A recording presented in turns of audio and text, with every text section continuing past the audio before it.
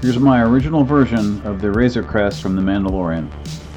In this video, I'll give you a good look at the thing and then talk about the design philosophy, the sizing, and some of the hurdles I ran into during the build. I'll also cover a number of areas that could be done better. Before I started the build, I looked at a lot of different drawings and photographs of models of the Razor Crest to try to get an idea of what pieces I was going to need where and how everything was going to fit together. I did some research on sizing and looked up the different sizes of different models or estimates of the size of the ship and worked out a relative percentage of the width, length, and height, and then compared all those, basically figure out if the numbers were accurate. I also knew that the engines start just after the side door. So if the engines are next to the door or in front of the door, then they're too far forward or they're too long. So they need to start after the front door and then go back a certain distance to the stern of the ship.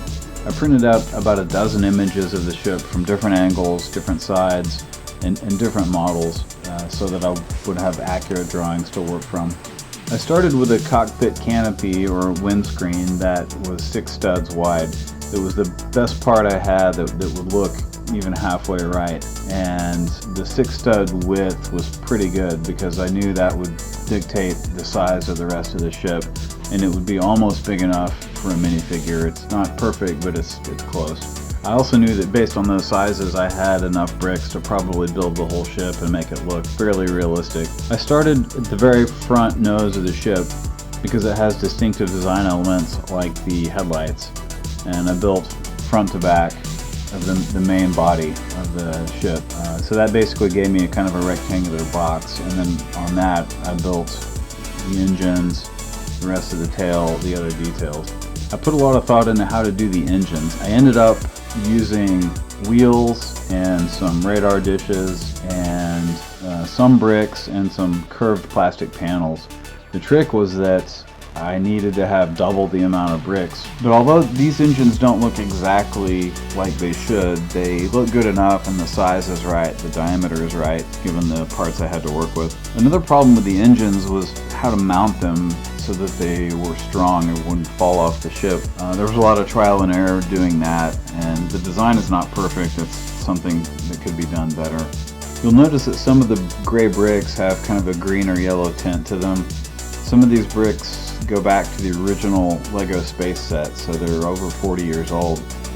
The cockpit piece was the best I had on hand. I couldn't find anything else that was really the right shape, but this one was good enough. One problem is that the top part of the ship I think is too high.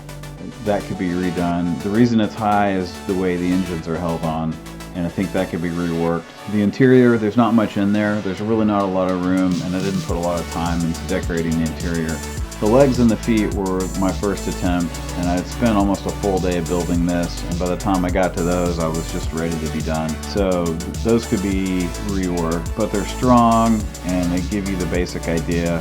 Overall, I'm really happy with the way it turned out, in spite of the problems.